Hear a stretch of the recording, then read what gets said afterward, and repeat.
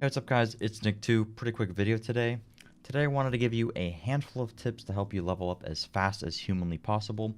If you're like me, you just want to speed through the leveling process in order to get to endgame. So I'll be sharing with you guys some of the things that I learned throughout the leveling process, but even if you aren't interested in just gunning it to the end game, this is still going to be helpful for literally anybody and everybody. But just utilizing a few of these methods, I was actually able to get all the way from level 7 to level 30 in only 4 hours, and that number could probably be way lower if I were to, fully optimize everything.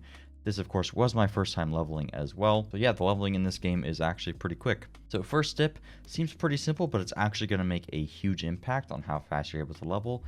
Plan out your skill tree, or at the very least, take a good look at your skill tree and see what nodes you want to go for. A lot of the nodes in the skill trees are insanely impactful and can increase your damage by a huge amount. So making sure you're always picking the most optimal skills for the most damage is going to make your leveling process significantly faster. Alternatively, you could just look up a leveling build on YouTube for your given class, as that can help you out a ton so you know which skills, mods, and skill tree options are the best for you so you know what to look out for. I'll be making build videos for all of the classes, especially specifically for leveling, so if you're interested, just check those out, see if I have them posted already. If not, I'll probably be making them pretty soon, and that should also help you out a good bit while leveling. The next tip is to always mod your new gear and weapons. You'd probably think that it might be like a waste to use your materials on early gear while leveling, right? Well, you'd be right if you were talking about just leveling up your gear, spending a lot of titanium on upgrading it, or trying to upgrade your attributes. But the thing is, when it comes to swapping the mods, it's actually incredibly inexpensive, and it is definitely worth your while. To swap a good mod onto a weapon, it's only going to cost you a couple hundred iron, and swapping a mod on armor is often like sub 100 leather.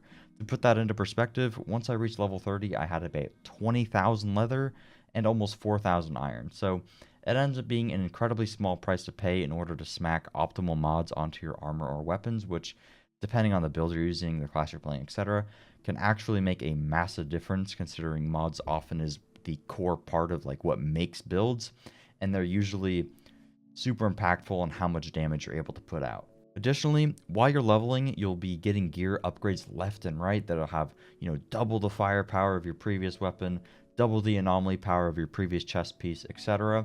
And you don't want to have to ditch that mod that makes your twisted rounds do more damage, or the mod that makes you have multiple heat waves, etc., just to go for that extra firepower. You want to have a best of both worlds. So it's much better to just slap on the mod you were just using onto a new shiny piece of gear that has, double the firepower. The same thing is going to go for weapons. Just try not to overdo it. Try not to do it like every single level, as you don't want to spend all of your materials. It is pretty inexpensive, but if you upgrade something, every 10 minutes, you'll quickly burn through all those materials. But in order to have those materials, I would recommend salvaging stuff, especially because when you salvage stuff, you're going to get those mods so you can use them permanently, but also you need to salvage stuff so you at least have some materials. You're not going to get as much scrap when you're salvaging, but not that big of a deal. Another tip, which kind of relates to the mods, is to actually frequently check the vendors. There's some zones that don't have vendors, so just do this for the zones that do.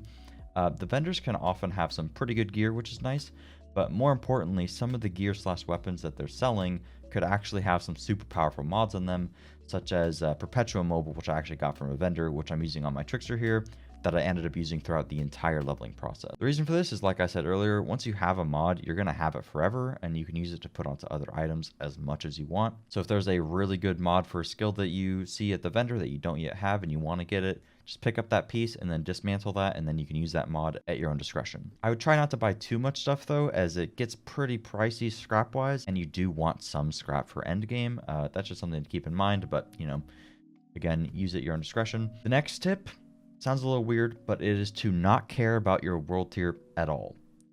Like I said, sounds weird at first, but just hear me out. So if you didn't already know, as you gain XP, you passively increase your world tier as well. Each world tier level increases the cap of wearable item level that your character can use, but it's also going to buff the enemy's level, making them tankier and do more damage towards you. But you also have a higher legendary drop chance, so it's kind of a kiss curse. Quick aside, this is only applicable if you only really care about like the post level 30 end game experience. Otherwise, feel free to play in whatever world tier you want, but you can just hear this out anyways. The reason I'm telling you to ignore the world tier though is because once you're level 30, it's actually not going to have any impact on the end game content, which is expeditions. Expeditions have their own scaling difficulty, and world tier doesn't affect them at all. The world tier is only going to matter for world content.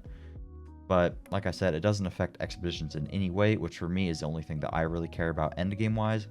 However, if you do care about, like, farming the old missions, etc., then world tier does matter a little bit, but you could easily just level up your world tier once you get level 30. But anyways, while leveling, if you're always trying to like max out your world tier, make sure you're on the highest world tier available and trying to level it up, you're going to notice that the difficulty is going to spike up a bit, and it ends up taking a long time to do each mission once you have a super high world tier, because the enemies are going to be harder, they're going to be doing more damage to you, you have to play safer, all that stuff. So if I were you, and this is what I did, I would just drop the world tier down once you notice it gets a little bit difficult. Or if you want to just plow through everything, just drop the world tier down. Sure, the loot that you'll be getting is like slightly worse, but you're going to be plowing through the mobs, which is really all that matters if you're interested in getting into endgame as fast as possible. And if you're already plowing the mobs, who cares if you don't have +1 item level, higher gear? It's not really going to make a difference if you're already plowing through. Personally, the lowest world tier that I went to was world tier 5, but hey, you could probably level the whole way with world tier 1 if you wanted. Worst case scenario, you can just raise the world tier again once you hit max level, and you can go farm it out if you really wanted to. But if you try to maximize your world tier while leveling, it's going to slow you down a ton, despite the slightly better gear that you do get. I only lowered mine to 5 because I thought world tier was actually going to matter, but like I said, it doesn't matter once you get to end game. So if I level again, I might even just do it at level 1, because all I really care about is end game expeditions for my character. So that about does it for this video. Hopefully the video helped you out. These are things that I did while leveling and made my experience much better and resulted in me getting to level 30 really quickly. If you guys enjoyed, please make sure to drop a like and subscribe for videos similar to this one. I'm going to be making a ton of Outriders content. I'm probably going to make a video giving like a beginner's guide to the end game. So if you're interested in that, please let me know down in the comments. Also, I'm going to be streaming on Twitch a lot, so make sure to check me out over on Twitch if you're interested in seeing up-to-date builds, etc. I'll have a ton of builds and videos on almost everything you could want to see posted on this channel. So if you aren't subscribed already, make sure to do so if you want to see some top-tier Outriders content. But yeah, that about does it for me. Thank you guys so much for watching, and I'll see you guys later. Peace.